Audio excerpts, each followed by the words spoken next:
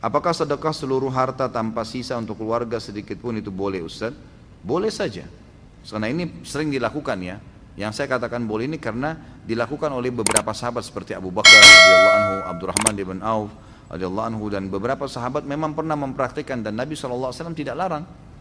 Waktu Nabi SAW memandangkan jihad, kemudian Umar berkata radhiyallahu anhu, saya hari ini akan mengalahkan Abu Bakar. Dia bawa setengah hartanya. Kemudian setelah dia tiba di masjid, ternyata Abu Bakar sudah ada.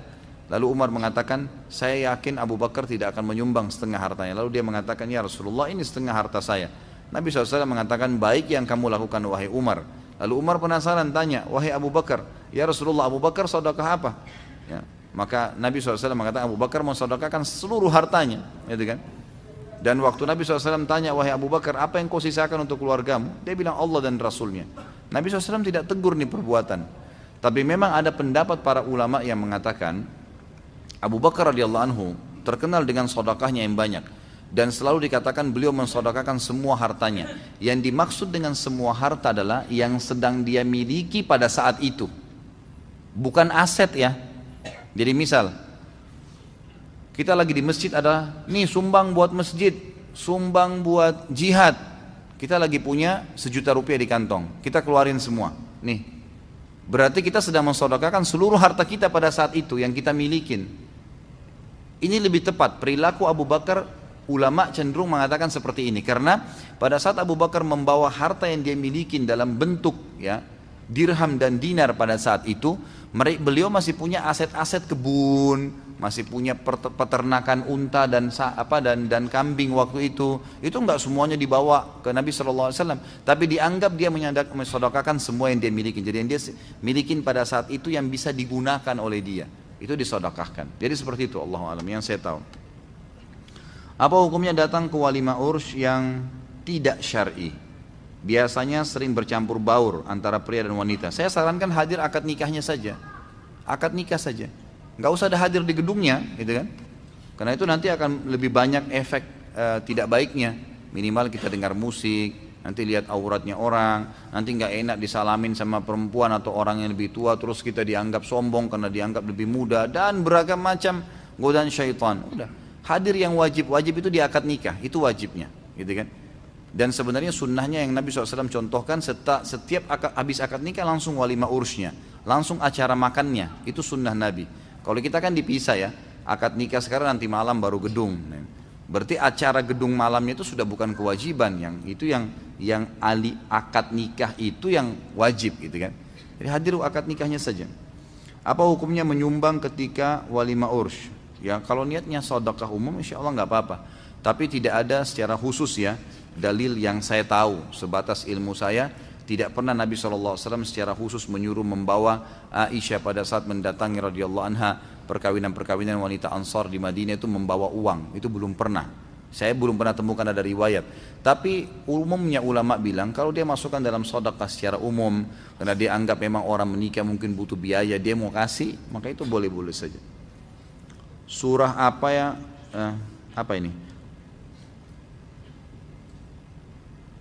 Sunnah-sunnah apa yang dilakukan ketika anaknya lahir? Ya, hari ke-7 diberikan nama, dicukur rambutnya, kemudian ditimbang dengan timbangan emas atau perak. Lalu misal rambutnya setelah dicukur 1 gram, dicari nilai emas waktu itu berapa, lalu disedekahkan, atau nilai perak. Kemudian diberikan nama pada waktu itu, selain diakikahkan. Kemudian juga disunnahkan dari itu hari ke-7 ya, dari hari pertama lahir sampai hari ke-7 sunnahnya ditahnik, dikunyain kurma sampai halus oleh orang soleh atau orang tuanya, baru ditempelkan di langit-langitnya. Jadi yang sampai halus sekali, sedikit saja, kemudian ditaruh di tenggorokan, sedikit ya, jangan 1 butir kurma, keselak nanti bayinya. Jadi sedikit saja diambil. Nanti kalau dia sudah isap, kemudian memang sudah habis, baru dikasih sedikit lagi, gitu kan?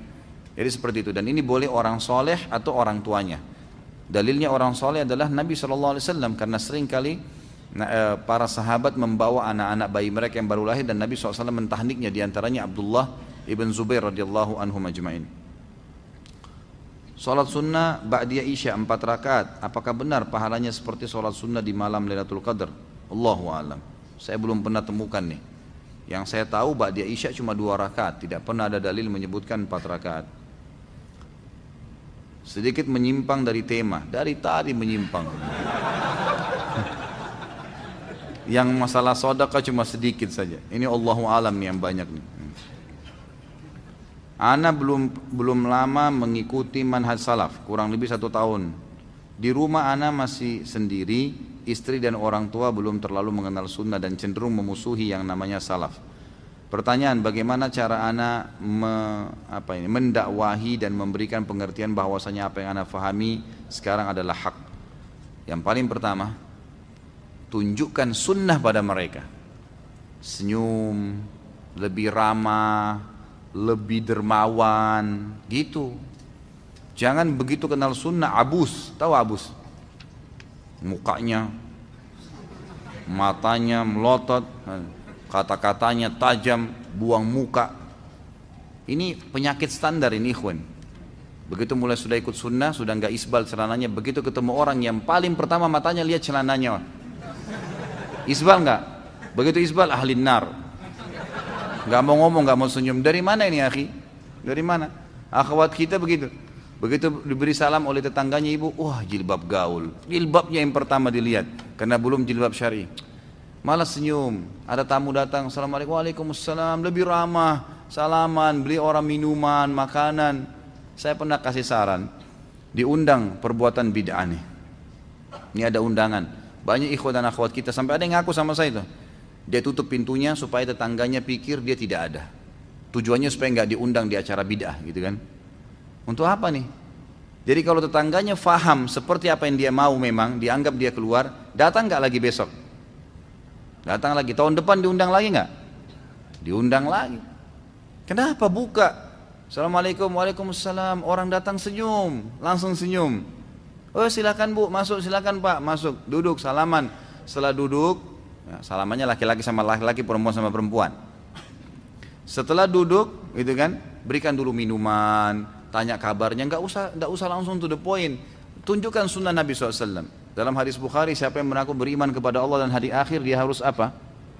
Mengikram tamunya. Tahu ikram itu apa? Ikram itu senyum, ramah, hidangkan makanan, minuman, selalu begitu. Tradisi Nabi SAW kalau datang tamu, itu nggak nanya mau apa langsung, nggak. Dihidangkan dulu makanan, minuman, duduk. Setelah itu adabnya sudah kenyang dia, sudah makan, sudah minum, baru dia sampaikan. Dan adabnya itu biasanya dibiarkan tamu yang nyampein, bukan ditanya ada apa enggak. Dia nggak sampein sampai dia pulang, berarti dia cuma mau datang bertamu saja, nggak apa-apa. Jadi datang ramah, ya, sudah selesai diberikan makan, minum, baru dikasih. Ini ada undangan ya, acara ini, baik. Kita tahu acara bid'ah, baik. Caranya, oh iya terima kasih, jazakallah khair undangannya. Jadi jangan, wah maulid, wah ini, itu gitu, bid'ah, nggak bisa ini, haram. Ya akhi, jazakallah khair undangannya. Tapi begini ya, saya ikut pengajian, nah ceritain. Kalau ada ustadz saya mengatakan kayaknya ini belum pernah dicontohin oleh Nabi SAW. Jadi mungkin saya belum bisa hadir gitu kan. Tapi yang saya tahu sunnah Nabi, misal kalau dia ngundang untuk acara maulid yang kita tahu Nabi tidak pernah contohin. Yang saya tahu kan itu tujuannya untuk mengetahui sejarah Nabi ya. Kita kebetulan ada buku sirah Nabi yang lebih, ini saya hadiahin silakan dibaca. Misal contoh, gitu kan. Atau apalah ya, apa saja undangan, kita jadikan itu sebagai ajang orang nyaman, gitu. Orang nyaman sama kita. Jadi senyum, supel. Kalau ada orang mati, kita yang paling pertama takziah. Paling pertama muncul kita di situ, gitu kan. Takziah sunnah Nabi, datang, doakan, sabarkan, pulang. Antar makanan, antar minuman, sunnah Nabi. Ini enggak, tetangganya belum kenal sunnah, wah ini pasti macam-macam nih acaranya sebentar. Pasti ada berzanji, pasti ada tahlilan, pasti ada begini. Udah saya nggak usah hadir deh, lebih baik, gitu kan. Untuk apa? Kenapa akhi? Jadi mereka tidak bakal pernah kenal apa itu sunnah. Dan dianggap antum benci tuh kalau ada cara takziah. Padahal kita nggak benci gitu kan. Itu kan sunnah Nabi. Datang tunjukin sunnah Nabi SAW. Ada jenazah, tetangga meninggal, kita yang paling pertama datang. Bantu urus apa gitu kan. Mungkin kita bisa mandiin, kita tahu hukumnya, pernah pelajari, oh cara memandikan jenazah ala Nabi SAW ini begini, kita praktekin. Biar saya bantu ya mandiin, sesama jenis ya. Jadi mandiin, baik kita mandiin, kita yang kafani, oh ini ada buku nih, Ada buku cara kafalin begini, kita kasih hadiah buku-buku. Jadi kita masuk praktekin sunnah sama mereka.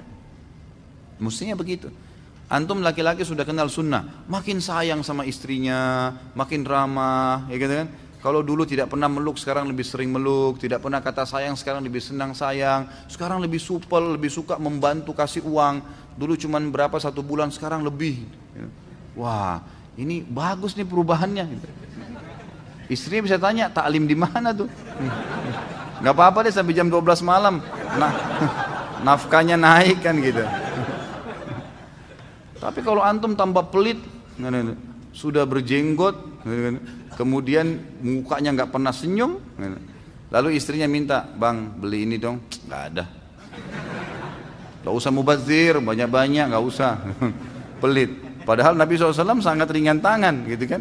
Pahalanya besar. Jadi tunjukkan sunnah pada mereka, gitu kan? Jangan malah musuhin. Jadi kita hadir di masyarakat, ada kerja bakti kita yang paling pertama, ngambil cangkul, bersihin got, kita kerja sama mereka, tunjukin. Memang begitu sunnah. Jadi orang melihat perubahan itu berefek yang baik. Kalau kita malah menjauh, jadi kita praktekin sunnah dalam diri kita, tapi kita hilangkan sunnah di masyarakat, ini salah. Nggak bisa. Orang tua kita makin bakti dengan orang tua. Kalau dulunya kita cuma sekedar beliin barang, mungkin sekarang kalau lagi pas di rumah, ibu kita lagi duduk, dipijitin kakinya, gitu kan. Lebih banyak baktinya, apa saja, gitu kan. Bukankah banyak sekali para salaful ummah yang bakti dengan orang tuanya dengan beragam macam cara. Ada yang sengaja dinginin susu, terus diminumin dengan tangannya, gitu kan. Ada yang sengaja membersihkan kotorannya orang tuanya, banyak perbuatannya. Gitu kan? Buat yang memang luar biasa sunnah, pasti orang tua kita senang tuh, karena ternyata perubahan secara penampilan ini membawa efek lebih baik ke masyarakat, dan memang itu sunnah Nabi SAW. Mestinya begitu, gitu kan? Jadi mulai sekarang belajar senyum, ya. Ini yang sudah ikuti taklim sunnah, senyum dengan wajah kepada wajah saudaramu adalah sedekah. Bersedekah, orang sedekah cuman sedikit, kita lebih banyak sedekahnya, kita lebih banyak, gitu kan. Sebarin buku-buku, bagi Al-Quran, masjid dekat rumah, mau dibantu, kita yang lebih banyak membantu, seterusnya, gitu kan. Maka itu insya Allah akan lebih menjadi asas dakwah yang lebih tepat, gitu. Seberapa penting hadiah dalam suami istri? Apakah mempengaruhi rasa cinta? Masa mesti diajar ini? Hah? Atau mungkin belum pengalaman kali? Baiklah. Tentu saja penting. Kata Nabi SAW, tahadu, tahabu. Saling memberikan hadiah, maka kalian saling mencintai. Jadi memang bagus, berikan hadiah. Berikan hadiah. Makin sering kita beli hadiah kepada orang tua, kepada pasangan hidup, kepada anak, kepada siapa saja teman-teman, itu bagus. Berikan hadiah. Dan hadiah itu subhanallah, walaupun murah menyenangkan, gitu kan? Punya nilai, karena dia diberi hadiah. Berikan hadiah. Apa saja. Kalau istri kita suka bunga, beliin bunga, gitu kan. Kalau dia suka makanan, beliin makanan. Mungkin suka dengan pakaian atau perabot rumah, dibeliin pada saat ada rezeki. Buat memang kejutan-kejutan sehingga membuat dia bahagia. Itu bagus, ya. Tidak ada masalah. Seorang istri juga begitu, pada saat diberikan uang sama suaminya beli baju, selain beli bajunya dia, juga dibeliin satu buat suaminya. Jangan lemarinya sendiri yang penuh, gitu kan. Suami juga dibeliin baju kaos, dibeliin ini, saya juga beliin tadi ini. Ya, walaupun dari uang dia sendiri, enggak usah beliin saya, saya enggak nyaman rasanya kalau cuma beli sendiri. Ya, jadi bisa melahirkan itu tuh boleh, itu lebih baik. Jadi itu satu hal sunnah Nabi SAW. Saudara saya bekerja di instansi, setiap tugas keluar kantor mereka menjual barang dagangannya lebih dari harga awal, tapi diperbolehkan oleh instansinya karena dari kelebihannya digunakan untuk membeli makan dan transfer. Bagaimana hukum dari uang kelebihan itu, Ustaz? Kalau pemilik produk membolehkan, tidak ada masalah.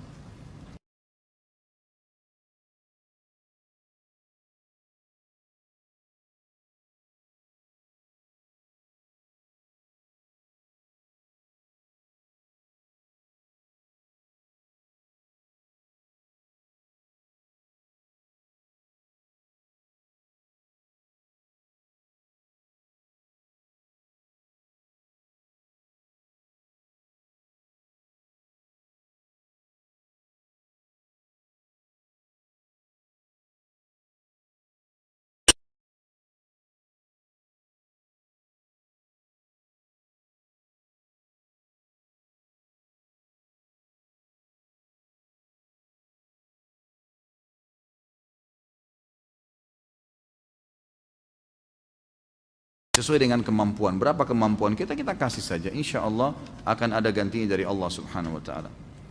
Benarkah ada riwayat yang mengatakan Nabi SAW punya tabungan untuk kebutuhan 1 tahun? Allahu a'lam. Saya nggak tahu kalau soal itu. Saya belum pernah tahu. Yang saya tahu riwayat Bukhari pernah diceritakan rumah Nabi SAW. Kata Urwah bin Zubair, ini keponakannya Aisyah radhiyallahu anha. Dia mengatakan, saya pernah datang kepada bibiku Aisyah radhiyallahu anha, dan Aisyah berkata, apakah kau tahu wahai anakku? Aisyah radhiyallahu anha berkata kepada ponakannya Urwah bin Zubair, karena Urwah ini ibunya namanya Asma, ya kan? Asma ini saudara kandungnya Aisyah, gitu. Apakah kau tahu wahai anakku, kami pernah di rumah Nabi SAW sebulan tidak pernah nyalain api, gak ada masakan. Lalu kata Urwah, lalu kalian makan hidup dari mana? Kata Aisyah, dari 2 benda yang asas, kurma dan air. Kurma dan air, gitu kan? Berarti di rumah Nabi SAW tidak ada tabungan, tidak ada simpanan nih. 1 bulan gak ada makanan, gitu kan? Yang saya tahu malah sebaliknya, kalau riwayat-riwayat itu menjelaskan Nabi SAW selalu mengeluarkan. Dan ini memang ciri para nabi-nabi ya. Pernah saya jelaskan Nabi Ibrahim alaihissalam juga begitu. Nabi Ibrahim alaihissalam itu tidak pernah kalau dihidangkan makanan itu makan sendiri. Pasti setelah dihidangkan makanan buka pintu rumahnya, siapa saja lewat dipanggil untuk duduk makan sama-sama walaupun tidak dikenal, gitu kan. Jika masjid pertama adalah Masjidil Haram dan masjid kedua adalah Masjidil Aqsa, maka siapakah yang membangun Masjidil Aqsa jika Masjidil Haram dibangun oleh Nabi Ibrahim alaihissalam? Mengingat jarak keduanya adalah 40 tahun, tidak mungkin bila yang membangunnya Aqsa adalah Nabi Sulaiman alaihissalam. Yang saya tahu, Allahu a'lam, yang bangun termasuk juga Ibrahim alaihissalam. Jadi Ibrahim memang alaihissalam itu lokasi dakwanya Babilonia, Irak, sampai Namrud dimusnahkan oleh Allah karena tidak mau dengar, tidak mau terima dakwah. Lalu Allah SWT menyuruh Ibrahim alaihissalam pindah ke Palestina. Jadi tinggal di Palestina lama tuh, gitu kan? Lama sekali. Sampai ada beberapa athar yang menyebutkan Ibrahim alaihissalam meninggal di Palestina, gitu kan? Karena dia nanti sementara dakwah berjalan di Palestina ada perintah untuk membawa Hajar dan Ismail alaihissalam ke Mekah. Nah sementara proses Hajar dan Ismail alaihissalam yang tinggal di Mekah, Ibrahim alaihissalam masih bolak-balik, gitu kan? Nah disitulah proses pembangunan Masjidil Aqsa, gitu kan? Kemudian baru terbangun setelahnya Masjidil Haram. Ada beberapa ahli sejarah mengatakan Ka'bah dulu dibangun, setelah pembangunan Ka'bah semua selesai, barulah Ibrahim alaihissalam kembali ke Palestina dan membangun Masjid Aqsa. Ya ini yang saya tahu, Allahu a'lam. Kalau ada riwayat lain antum ketahui, maka bisa saja kalau referensinya lebih kuat. Bagaimana hukumnya jika ada teman yang berniat meminjam sejumlah uang kepada saya namun saya tidak memberikan? Sejujurnya saya ada, namun itu pun saya juga berhutang. Mohon penjelasannya Ustaz. Enggak, kalau hutang ya nggak usah dipinjamkan. Ya, kalau kita memang betul juga hutang, maka nggak usah dipinjamkan. Tetapi kalau kita punya kelebihan, pinjamkan aja, nggak ada masalah. Ya. Karena meminjamkan itu masuk dalam sedekah yang berjangka malah, gitu kan? Jadi kalau sedekah umumnya, misal kita keluarin sekaligus nih 500 ribu kasih orang, gitu kan? 500 ribu itu selesai, udah jadi sedekah, nanti Allah SWT akan kembang biakan. Tapi kalau utang, itu kata ulama double. Selain pahala sedekahnya, pahala memberikan utang juga sendiri. Karena itu juga sedekah, gitu kan? Makanya ada hadis yang berbunyi siapa yang meminjamkan uang kepada seseorang, maka terhitung dia seperti bersedekah dengan setengah uangnya itu. Sebagian ulama hadis bilang selama belum dibayar. Jadi kalau kita utangkan orang seminggu dia belum bayar, maka setiap hari seperti dia bersedekah setengah dari apa yang dia utangkan itu. Jadi lebih banyak, lebih besar pahalanya daripada sedekah umumnya. Makanya sebagian tabi'in ya dinukil kepada kita, mereka itu lebih gemar meminjamkan uang daripada bersedekah umumnya. Kalau orang-orang itu tidak mampu membayar, dimaafin sama dia. Karena ada hadis lain yang berbunyi, kata Nabi SAW dalam hadis Bukhari Muslim, kalau ya, ini tolong akhwat jangan salah faham dengan riwayat ini, kan? Kita ambil positifnya. Saya tidak tahu jawaban yang lain soalnya. Karena kata Nabi SAW, kalau seseorang itu ya memiliki uang, memiliki utang, kemudian dia memaafkan pada saat orang-orang itu tidak mampu, Allah akan lepaskan dia dari masalah-masalah pada hari kiamat. Riwayat lain dikatakan dia akan dipilihkan bidadari pada hari kiamat yang dia inginkan, gitu kan. Jadi ada fadilah sendiri, tapi yang jelas dia bisa dibebaskan dari ya masalah-masalah yang dihadapi hari kiamat. Saya pernah membaca hadis tentang malaikat yang ketika pagi dan sore berdoa, ya Allah berikanlah kerugian kepada orang yang menahan dan berikanlah ganti kepada orang yang berinfak. Apakah dari hadis ini sedekah yang diperintahkan hanya ketika pagi dan sore? Tidak juga, ya, tidak juga. Karena kalau diitlakkan waktu pagi berarti dia masuk semua setengah hari. Kalau diitlakkan sore atau petang hari itu masuk sampai pagi lagi, gitu kan? Jadi bebas saja insya Allah masuk dalam waktu-waktu itu.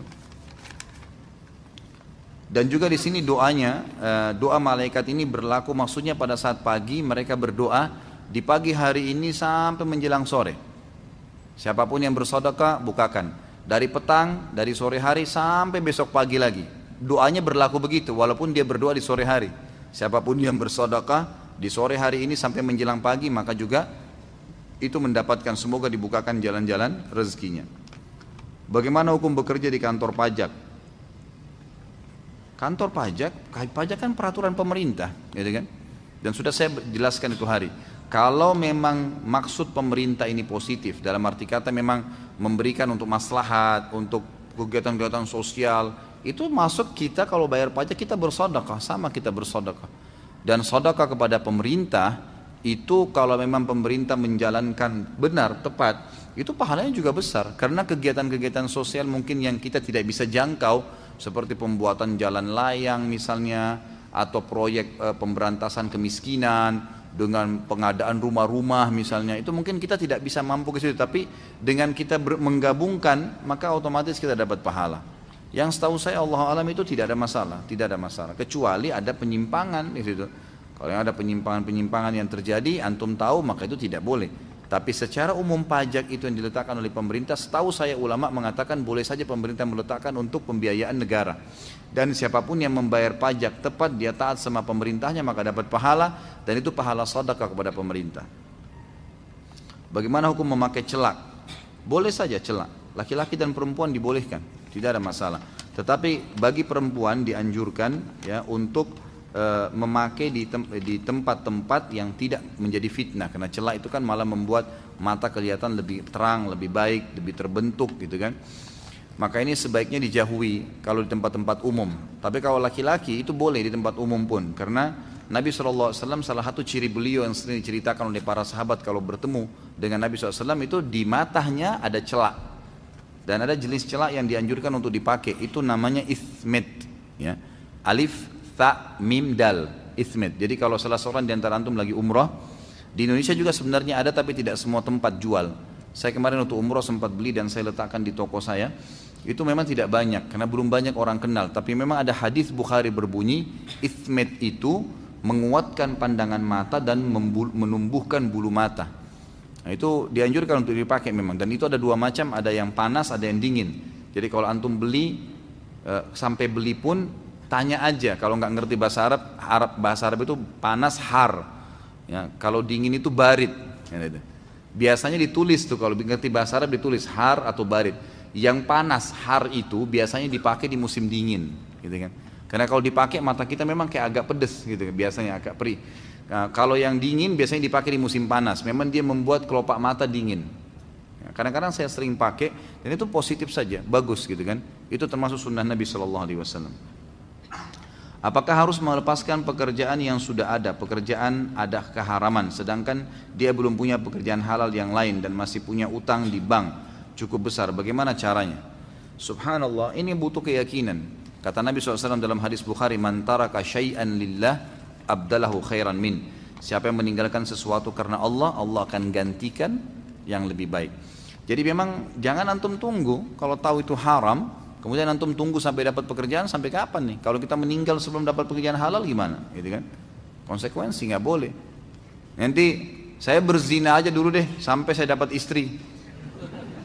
Langsung faham kalau gini ya. Nggak bisa, harus tinggalin. Dosa ditinggalin sambil cari yang halal gitu kan. Jadi harus begitu. Dalam satu riwayat Ustadz menceritakan faedah bersedekah sepertiga pendapatan. Bagaimana kalau jumlah gaji yang diterima masih belum mencukupi kebutuhan? Bolehkah diganti menjadi seperempat? Boleh saja. Jadi di sini ada hadis Nabi SAW yang berbunyi, mulailah bersedekah untuk dirimu sendiri. Kata Nabi SAW ya, artinya pendapatan kita itu prioritaskan kebutuhan kita yang mendesak ya. Kita butuh makan misalnya sepiring, kita butuh beli baju satu, mungkin transportasi, kita butuh biaya kita. Lalu keluargamu, lalu yang lebih sedekahkanlah secara umum. Jadi orang yang pas-pasan memang tidak apa-apa kalau dia tidak sedekah itu. Atau mungkin dia masih mau memperkecil dulu jumlahnya, itu nggak ada masalah. Insya Allah nggak masalah. Ustaz, saya mau KPR di bank dan saya takut ada ribanya. Bagaimana caranya? Karena saya mau bertobat dan dari dosa riba. Mohon nasihatnya. Kalau tidak KPR rumah sekarang atau kendaraan, masalahnya apa? Ini pertanyaan balik ya. Jadi misalnya gini, kalau kita masih bisa ngontrak, masih bisa sewa, ngontrak, kemampuan kita memang itu.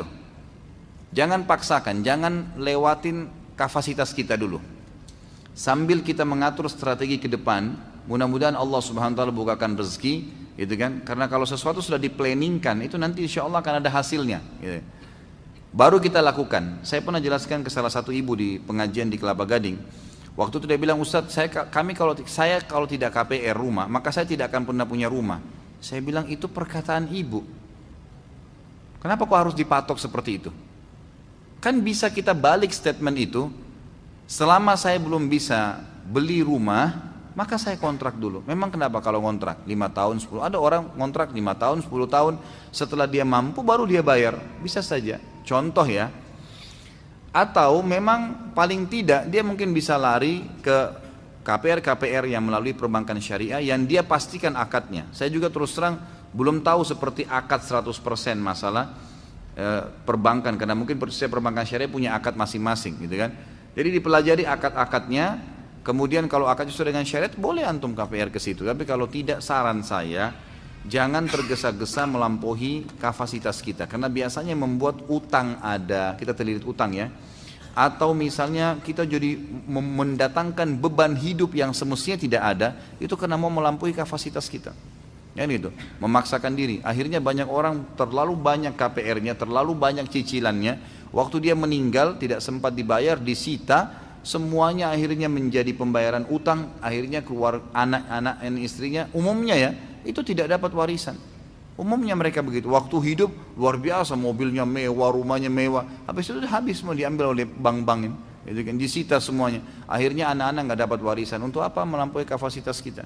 Nikmatin proses hidup itu. Sabar, nikmatin, insya Allah akan ada jalannya.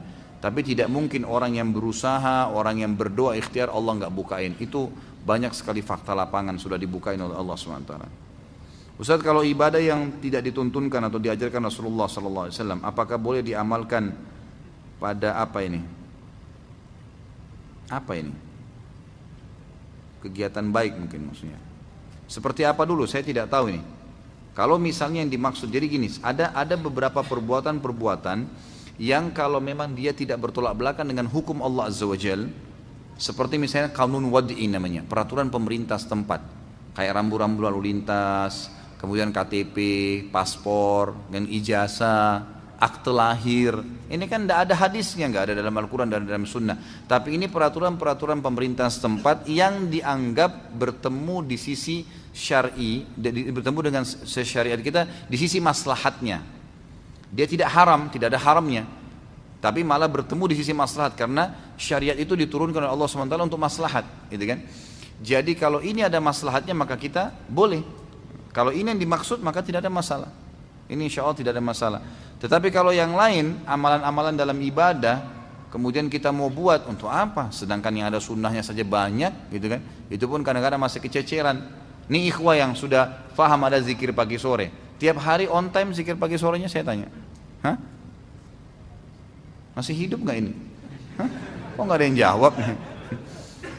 Zikir pagi sore, kadang-kadang saya sudah coba rutinkan jaga, subhanallah, nanti deh saya di jalan perjalanan, sementara di perjalanan saya lagi ada yang telepon, saya telepon, terlewatkan, ada yang beberapa zikirnya yang belum sempat saya baca, padahal kita sudah tahu tuh hukumnya. Saya pribadi punya pengalaman kadang-kadang terlewatkan tuh, gitu kan?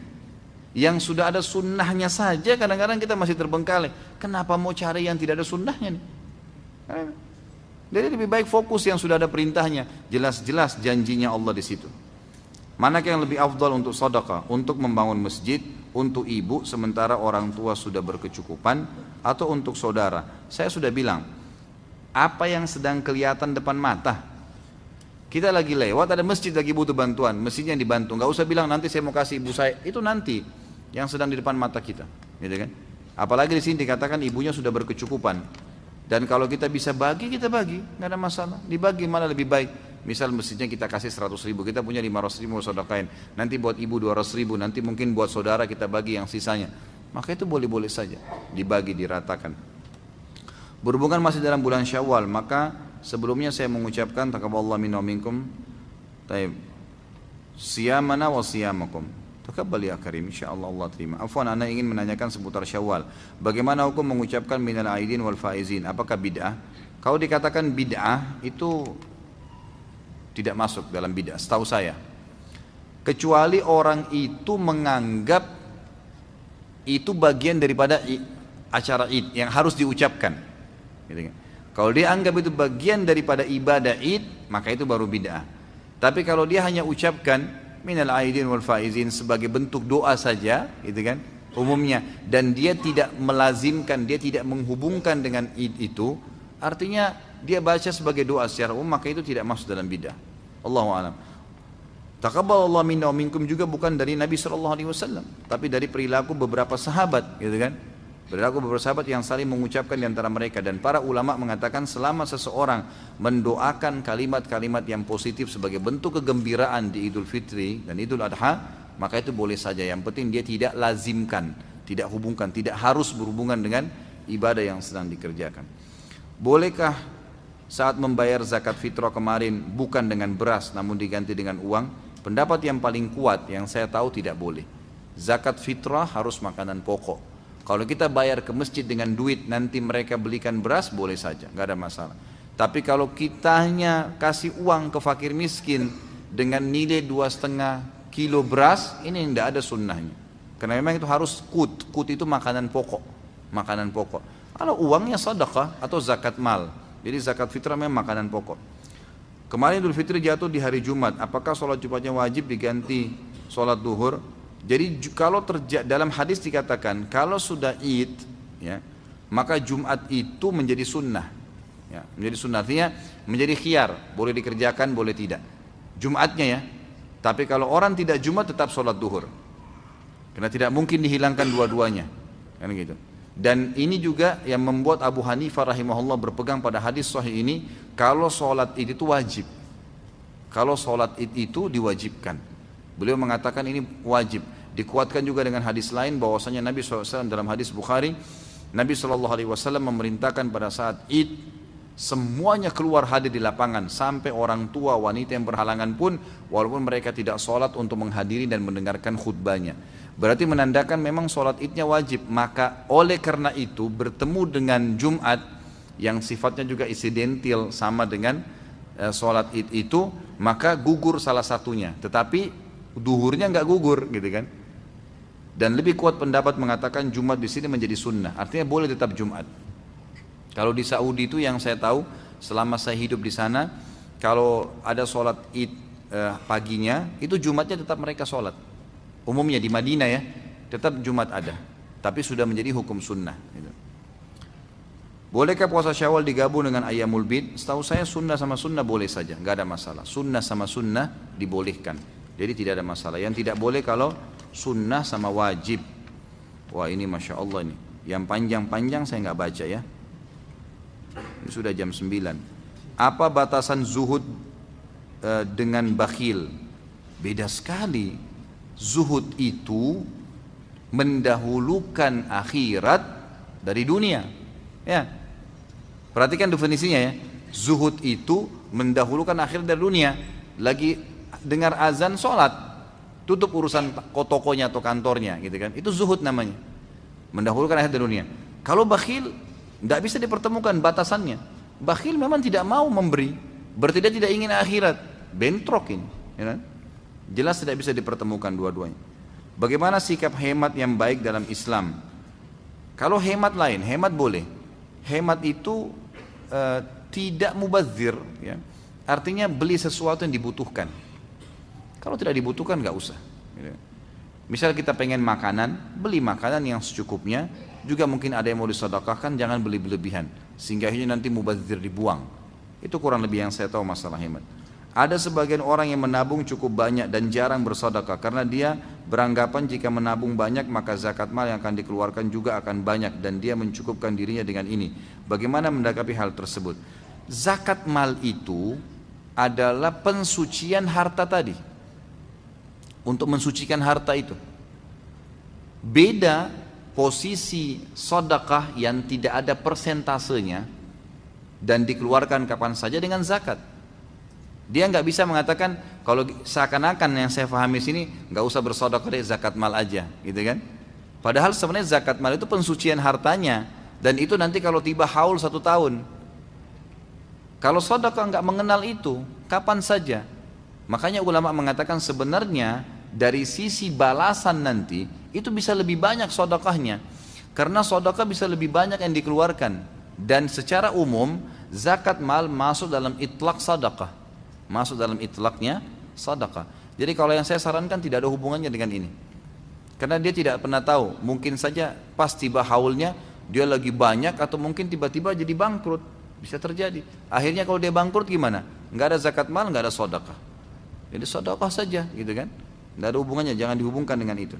Bagaimana hukumnya seorang akhwat memakai cincin pernikahan dengan tujuan agar untuk meminimalisir gangguan dari laki-laki yang ingin menggoda. Sementara di sisi lain kita mengetahui bahwa cincin pernikahan bukanlah kebudayaan Islam. Setahu saya nggak perlu, ya, nggak perlu. Insya Allah dengan menjaga interaksi dengan lawan jenis tidak akan diganggu kok. Insya Allah, apalagi hijabnya hijab syar'i, insya Allah tidak akan diganggu. Yang terakhir, bagaimana hukumnya apabila seseorang yang melakukan suatu dosa yang harus dikenakan hukum had untuk taubat, sementara dia tidak dikenai hukum had karena pemerintah setempat memang tidak memberlakukan hukum had. Apakah taubat jadi diterima? Bagaimana kondisinya di akhirat nanti? Kalau sudah taubat diterima insya Allah. Kalau sudah taubat diterima walaupun tidak ada hukum had. Beranjak daripada hadis yang pernah saya jelaskan, waktu ada seorang sahabiat ya berzina, kemudian dia minta disucikan kepada Nabi SAW agar dihukum, dirajam karena dia sudah menikah, maka dia kebetulan hamil. Kata Nabi SAW apa? Pulanglah sampai kau selesai melahirkan. Di sini ditanggapi oleh para ulama hadis. Selain memang wanita hamil tidak didirikan kepadanya had, dan juga wanita hamil itu dihitung selama dia hamil masa iddah kalau dia cerai. Dari sisi lain, Nabi SAW memberikan kesempatan dia bertaubat. Pada saat dia datang setelah melahirkan, dia bilang, ya Rasulullah, saya sudah melahirkan nih, dirikan had pada saya. Kata Nabi SAW, anak ini punya hak untuk kau susui, susuilah 2 tahun, gitu kan? Di sini, yang kedua waktu Nabi suruh susuin dulu, kata para ulama, semestinya bisa saja wanita kalau sudah melahirkan, ya, sudah selesai menyusui kan bisa disusui oleh wanita lain dalam Islam kan?